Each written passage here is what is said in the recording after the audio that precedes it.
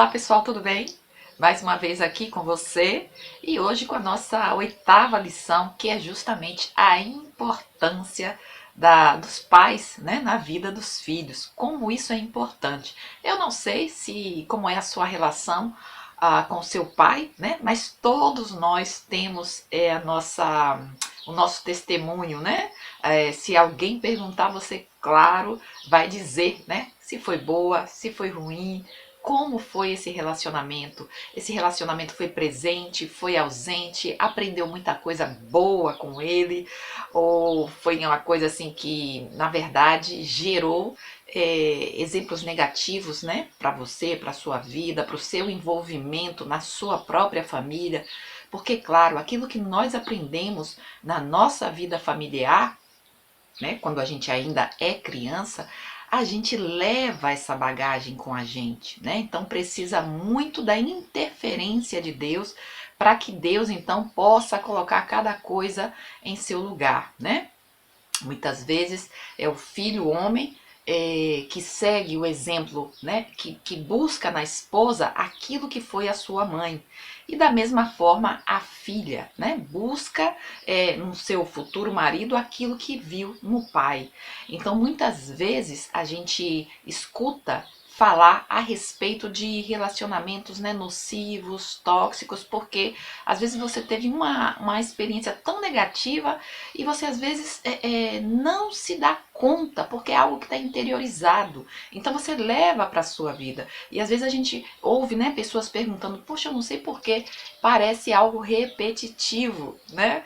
Aquilo que você teve no seu lar é aquilo que você, né, quando era criança, é aquilo que você vai ter, observar aquilo que te faz mal, mas você segue colocando, incluindo aí na sua vida. Mas, de qualquer forma, o que a gente vai falar hoje nessa lição é a respeito do pai, né? O pai na vida dos seus filhos, seja meninas ou meninos, né? De forma geral. Então, cada um, por quê? Porque o filho, normalmente, é o normal mesmo, pessoal, ele vai seguir o exemplo desse pai.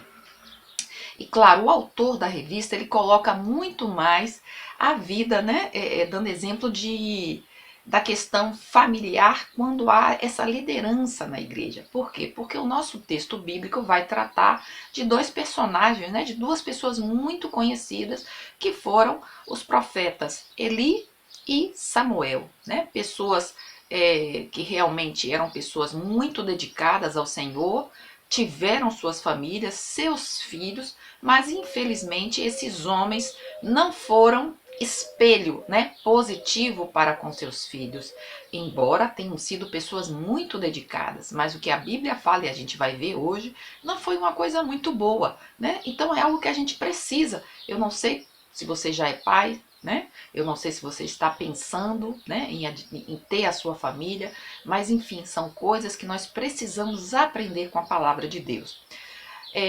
Vou pedir a você, né? Deixa a sua curtida aí para ajudar aqui o canal, né? Para me animar a seguir aqui com a Escola Bíblica. É o que eu te peço, tá certo? Que Deus abençoe você e que Deus possa falar através dessa lição, assim, de forma muito forte e efetiva à sua vida. Amém? Bom, mas vamos aí à importância da paternidade na vida dos filhos.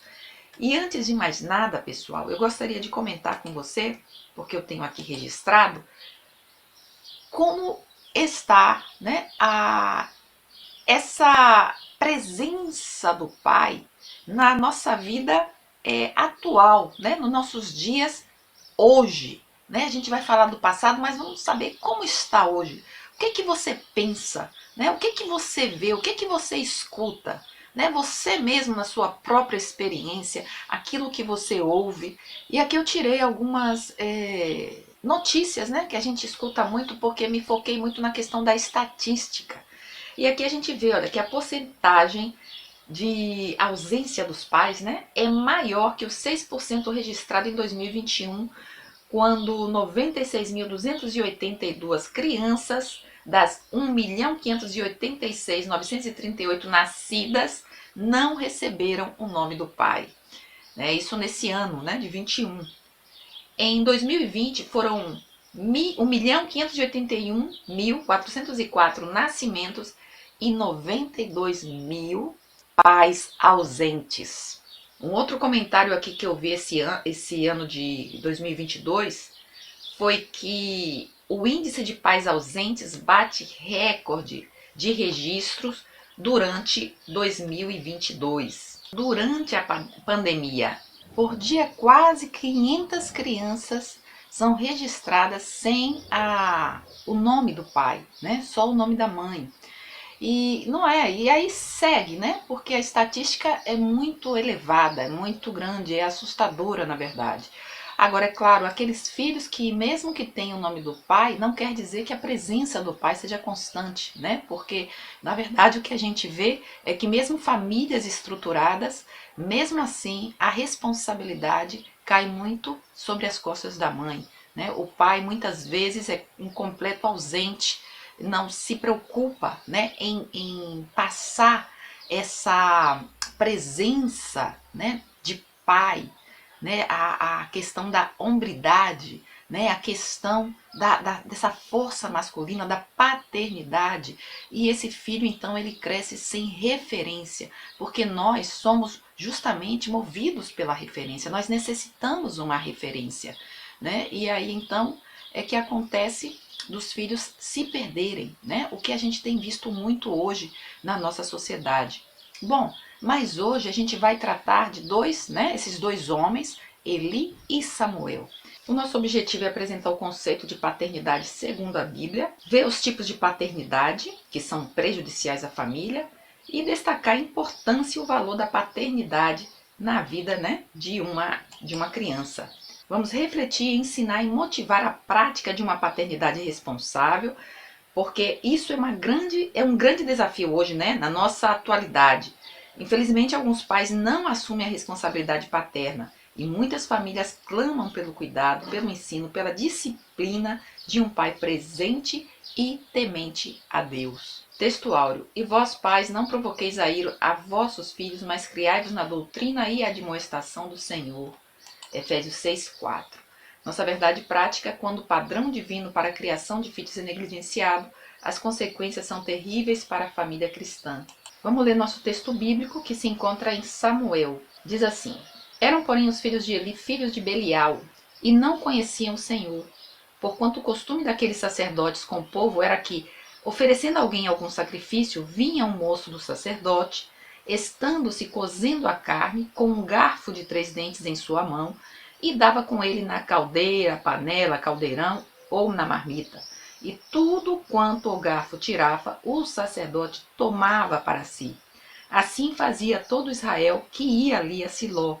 Também antes de queimarem a gordura, vinha o moço do sacerdote e dizia ao homem que sacrificava: Dá essa carne para assar o sacerdote, porque não tomará de ti carne cozida, senão crua.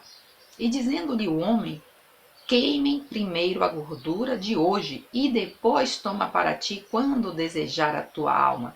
Então ele lhe dizia: Não, agora a hás de dar, e se não, por força a tomarei.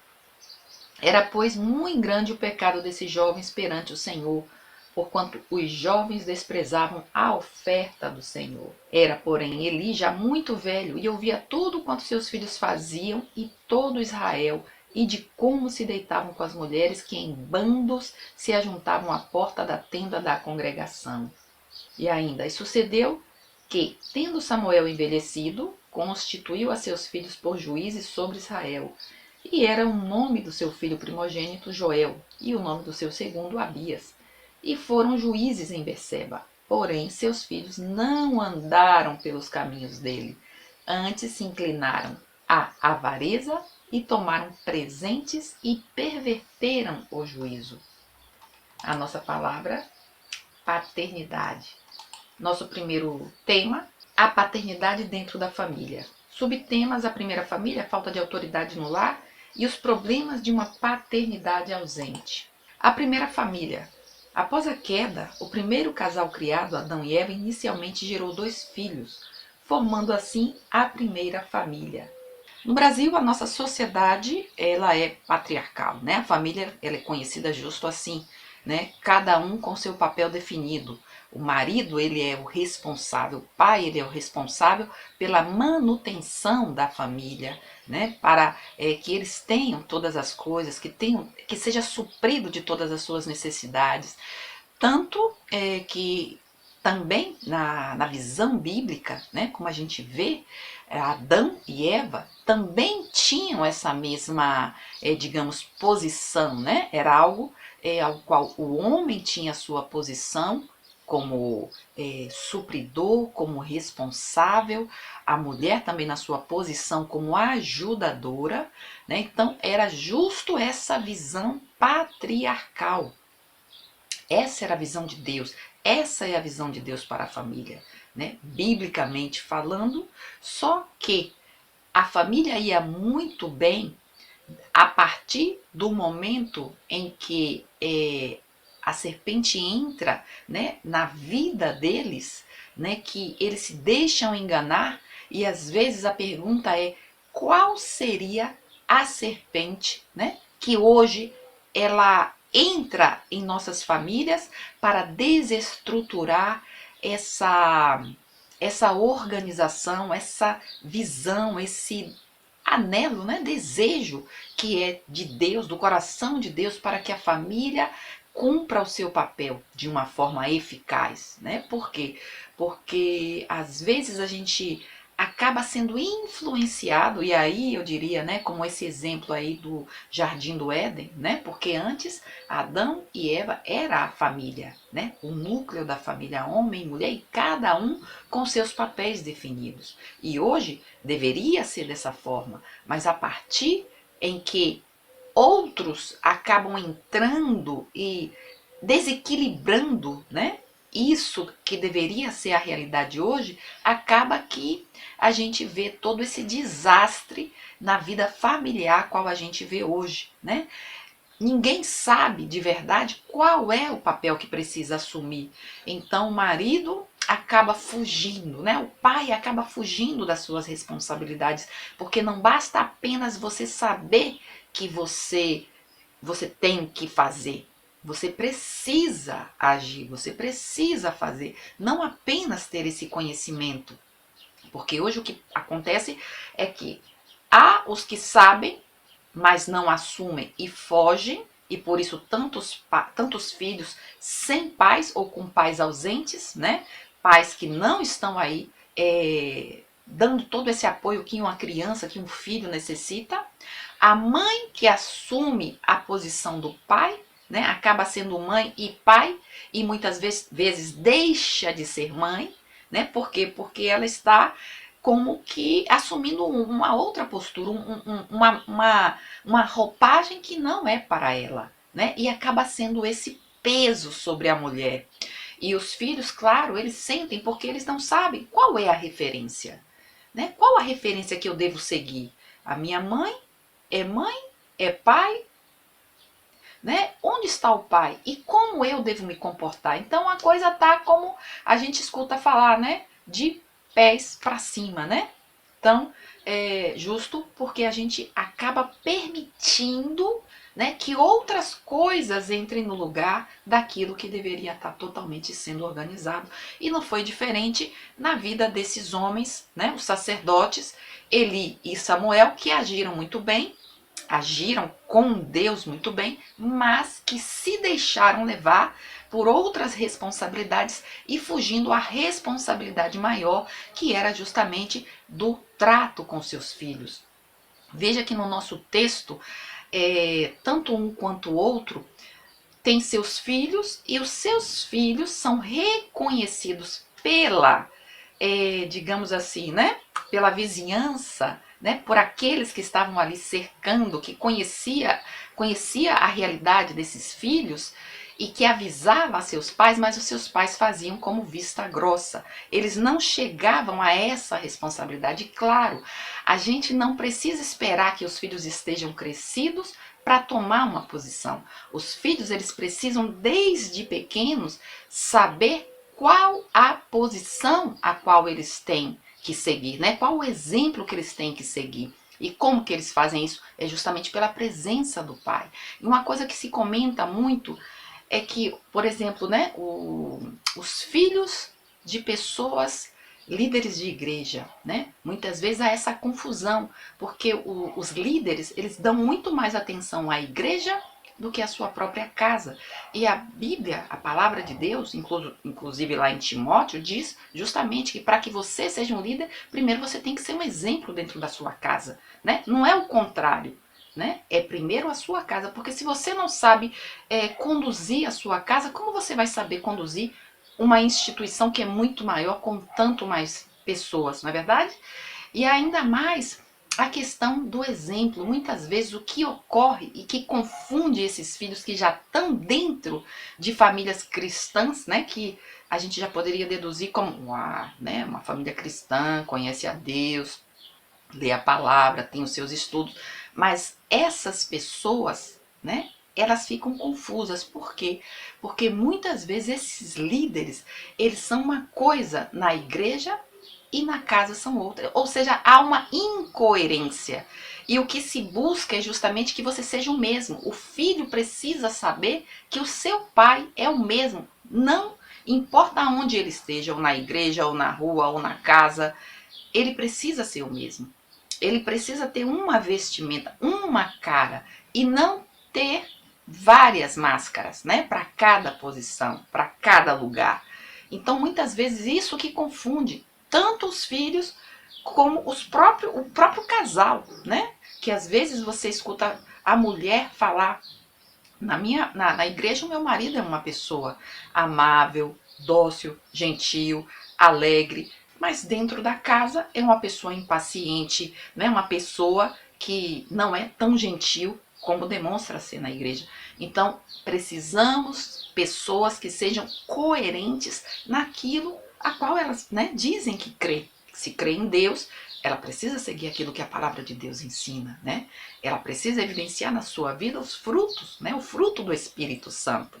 Então é isso que, né, deixa a família desequilibrada, que deixa com que muita gente hoje esteja chorando, né? Porque acaba perdendo o controle da vida familiar, né? Da vida dos seus filhos, porque não começou desde o início, né? E agora, quando eles já estão crescidos, não adianta, porque não há mais tempo hábil para que se faça algo, né? Que se mude essa situação. Martinho Lutero, ele diz que quando a Bíblia fala, é Deus que fala. Então é baseado nisso que nós sabemos e que nós temos a certeza que a Bíblia, a palavra de Deus, ela é quem nos dá essa base firme, esse chão, né? Esse esteio para que a gente possa seguir com a confiança de que, se a gente obedece, né, esses desígnios, essas regras que o Senhor coloca, né? Ou seja, Deus, ele nos educa, porque Deus é o nosso Pai maior. Então, quando o Senhor fala, se nós obedecemos, com certeza os nossos frutos vão ser frutos de bênção, né?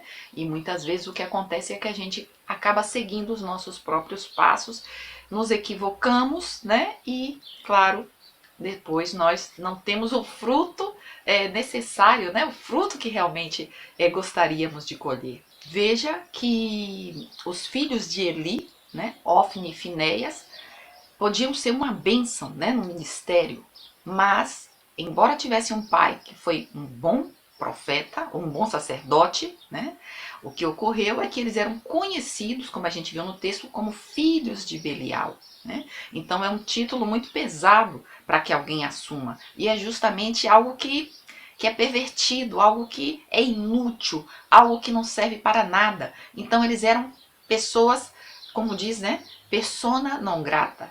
Ou seja, pessoas que não estavam nem aí para as coisas de Deus, que não reconheciam Deus, que não tinham intimidade com Deus em suas vidas. Da mesma forma, os filhos de Samuel, né? Todo mundo conhece Samuel, porém, Joel e Abias, que eram seus filhos, que Samuel colocou a eles como juiz também na cidade de Berseba, mas também nessa cidade, como nessa posição de juiz, eles também foram pessoas reconhecidas como pessoas avarentas, pessoas que não tinham o seu coração no ofício do pai, né? Que não seguiam os caminhos do pai, Por quê? Porque esses pais não exerceram a autoridade que lhes cabia. Embora foram bons naquilo que fazia, não foram bons na sua em exercer a sua paternidade, em exercer a sua função como pais. E aí perverteram aos seus filhos, né? Que foi uma verdadeira vergonha no povo, né? No meio israelita. Então veja que justamente pela atitude desses pais é que nós chegamos a essa conclusão, né? De estar estudando a vida desses homens, mas, ou seja, o final foi drástico, né? O final desses homens foi drástico, porque Deus estava atento àquilo que acontecia. E hoje chega a nós essa lição para que a gente possa aprender, para que a gente ainda possa novamente entrar no rumo, a esse rumo que Deus quer que a gente siga, que a gente acompanhe, que a gente, né, ordene, porque a coisa não pode ficar totalmente desordenada, porque claramente, da mesma forma, né, que a gente vê a tristeza, né, da vida daqueles que cercavam a esses jovens, né?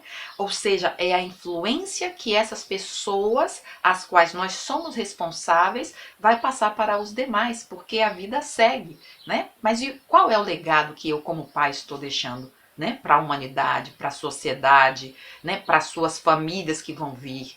Então, os pais necessitam assumir essa responsabilidade da sua paternidade. A nossa primeira sinopse é que a paternidade é uma função que proporciona um sustentáculo afetivo importante para o desenvolvimento da criança. Aqui seguimos com alguns tipos de paternidade, né? Paternidade extremista, que seria a autoritária, a permissiva, e ele criou filhos que se tornaram profanos. A paternidade autoritária. O pai autoritário trata os filhos como se fossem elementos neutros, sem sentimentos, sem memória e sem vontade. Ou seja, é aquele pai, né, que sempre tem a última palavra. Então, às vezes, o que esse pai não está sabendo é esse equilíbrio, né? Então, ora é muito, né, o autoritário, né, ou um pai vai por essa vertente de autoritarismo, ou vai pela vertente do permissivismo, né, do permissivo, daquele que deixa tudo, daquele que não tem que essa criança não tem limite, né? Que essa criança é como um rei. Então existem esses dois tipos de pai e não se pode ser nenhum e nem outro totalmente. Necessita haver um equilíbrio, porque claro, o pai que exerce o autoritarismo é aquele que é como se o filho fosse um robô, como se o filho fosse uma coisa, como se o filho fosse aquele que tem, né, que está o tempo todo ali sem se expressar, sem demonstrar que tem sentimentos, que tem emoções, que tem uma voz. Ou seja, não tem a afetividade, não tem a comunicação, não tem o diálogo, né? Quando as duas partes podem se colocar, mas é claro, esse pai que agora é autoritário, não é o autoritarismo, é autoridade, porque há uma diferença entre um e outro. Autoritarismo é essa coisa, né, que você não tem como dialogar, não tem meio termo. E autoridade não, é essa imagem que faz com que o outro reconheça. Você não tem título, você não necessita um título, mas por sua posição, por aquilo que você é, você já demonstra essa autoridade, já tem essa autoridade reconhecida na sua pessoa. Já esse pai permissivo é justo o contrário desse. É aquele que faz vista grossa para aquilo que é errado. É aquele que, inclusive, ajuda nas coisas que são erradas. É aquele que não contribui para as questões morais, né? Então, é a questão de ensinar para o filho essa questão da ética, da integridade. Inclusive, tem uma dinâmica aqui que a gente fala justamente, né? Dá uma assistida aí nesse vídeo para você colocar aí na sua classe de EBD, se você é professor, falando justamente a diferença disso, né? Dessa teoria, dessa prática, porque no caso são coisas bem diferentes, né? E é justamente esse desequilíbrio que a gente vê aqui. Então esse pai, para ensinar esse filho, ele não pode partir dessa atitude, sabe, não vejo nada de errado, inclusive ajudo no que é errado. Que referência esse filho vai ter?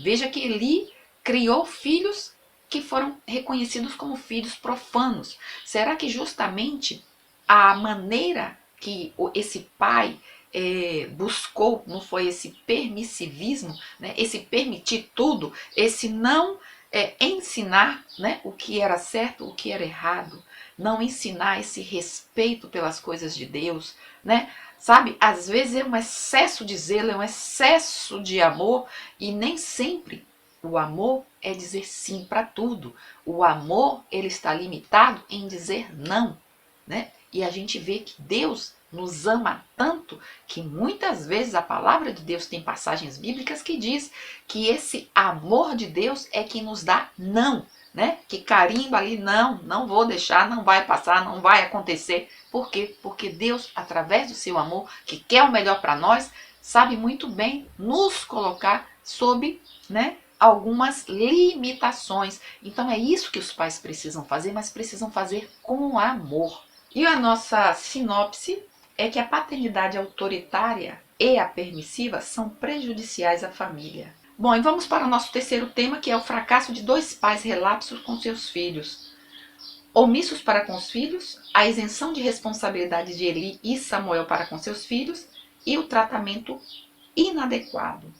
E aí a gente tem, né, que omissos para com os filhos, é preciso ensinar a disciplina para seus filhos, mas para isso é preciso estar presente na vida deles. Não há disciplina familiar sem a presença dos pais.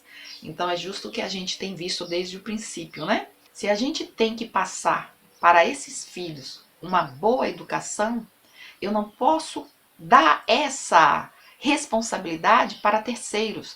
Eu não posso confiar essa responsabilidade que é minha para a igreja, para a escola, para outras pessoas.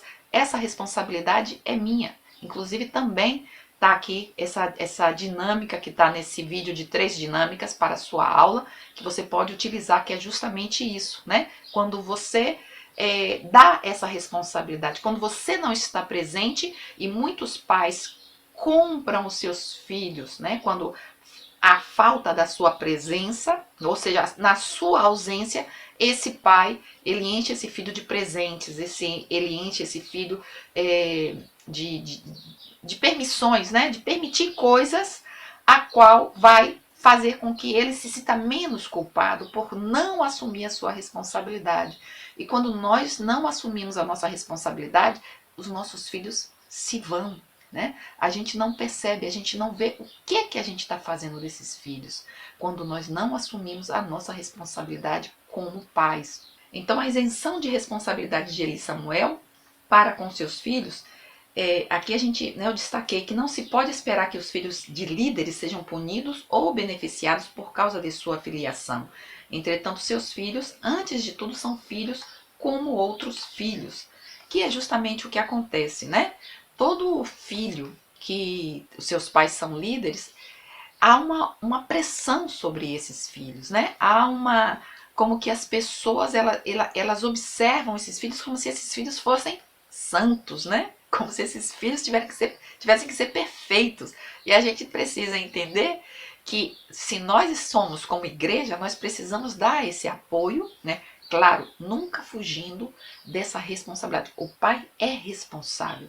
O pai precisa, antes de tudo, ser pai, para depois ser líderes, né, de uma igreja, de uma instituição, né, de um grupo cristão. Né? Ele precisa ser esse exemplo. Se ele é um exemplo, um bom exemplo, e a gente precisa saber, e eu coloco aqui também, que existem muitos bons pais, líderes, que são um exemplo para os seus filhos, que são um exemplo para a sua comunidade, que sabem justamente esse equilíbrio perfeito, né? E esses filhos se tornam bons líderes também. Então, claro, não é somente o mau exemplo. A gente aqui está falando desses maus exemplos, mas houve e há muitos bons exemplos, né, na nossa sociedade, no nosso tempo.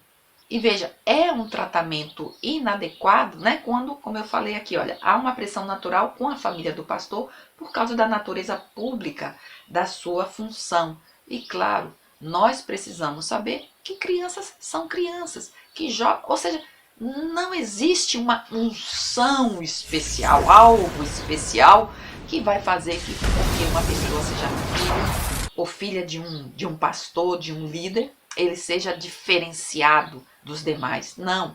A única coisa, claro, que quanto mais esse pai for presente na vida desse filho, mais diferença esse filho vai fazer na sua comunidade também, né? Então, a gente precisa saber, não é só porque é um pastor que ele tem mais responsabilidade que uma pessoa normal. O mais importante é saber que Deus, ele é único. E Deus, ele é que precisa ser referência na minha vida. Quando Deus é referência na minha vida, quando eu olho para Deus, então, obviamente que eu vou saber, né? Primeiro, ter esse tempo de qualidade com Deus, que é super importante, para que eu, através desse meu tempo presente com Deus, com esse tempo de qualidade com Deus, eu possa dar esse tempo de qualidade com a minha família, com as pessoas com quem eu convivo, com quem eu estou. Inclusive, esse tempo de qualidade também é uma dinâmica que você vai ver aí nesse vídeo de 3 dinâmicas, para que você veja qual que encaixa melhor na sua lição, tá? Ou então em qualquer outra atividade que você faça. Então dá uma olhadinha nesse vídeo que eu tenho certeza que você vai gostar, tá bom? Bem, pessoal, foi uma lição, né? Que não foi tão complicada, por quê? Porque é a nossa realidade, né? Você tem pai, eu, né? Cada pessoa tem aí o seu testemunho de vida, né? Eu espero que na sua vida, né, que o seu pai tenha sido essa referência. E se o seu pai não for essa referência, não fique triste. Pense que nós temos esse Pai, que é o nosso Deus Todo-Poderoso. Ele sim tem que ser a nossa referência. Porque mesmo que você tenha vivido uma vida a qual não foi tão boa com o seu pai, mas Deus, ele faz nova todas as coisas. E nós temos ele como nosso professor, nosso pai, aquele que nos ensina, que nos ajuda e que nos coloca no rumo certo. Amém? A nossa última sinopse, que é: todo pai cristão deve zelar por sua família com dedicação e responsabilidade. Tem aqui, pessoal, para você que é professor, tá? Você dá uma olhadinha aí, dá uma pausa. Tem também o revisando o conteúdo, que são perguntinhas e respostas. E a nossa conclusão: os pais são exortados a ensinar os filhos, conversando com eles e orientando-os para a vida. O líder que tem consciência de que seu ministério começa na sua casa será abençoado e colherá frutos por ter uma família que serve ao Senhor. Os extremos precisam ser evitados e os filhos precisam da repreensão, que deve ser feita com amor e cuidado. Deus espera que os pais estejam presentes na formação de seus filhos. Amém? Então é isso, pessoal. Obrigada por você ter ficado comigo até aqui. Quero também dar um abraço, meu beijo especial aí a Helenildo, que sempre é o primeiro tá sempre deixando aí um comentáriozinho. Helenildo, meu beijo para você, meu querido, que Deus te abençoe muito. E quero também agradecer a você que deixa sua curtida, tá bom? E que tá sempre aqui comigo. Então um beijo grande, fica com Deus e até a próxima. Bye, bye.